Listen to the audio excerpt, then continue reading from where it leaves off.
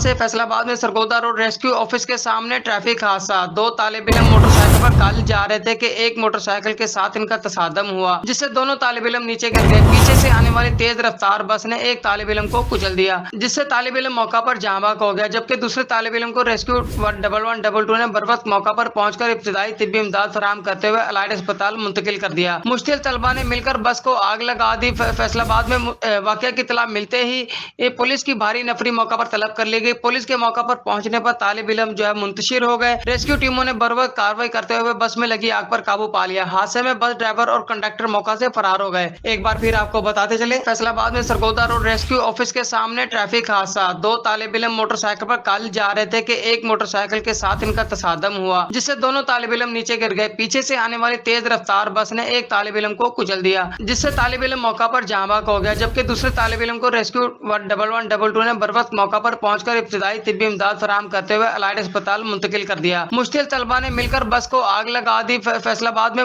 वाकया की इत्तला मिलते ही पुलिस की भारी नफरी मौका पर तलब कर ली गई। पुलिस के मौका पर पहुंचने पर तालिब-इल्म मुंतशिर हो गए। रेस्क्यू टीमों ने बर वक्त कार्रवाई करते हुए बस में लगी आग पर काबू पा लिया। हादसे में बस ड्राइवर और कंडक्टर मौका से फरार हो गए।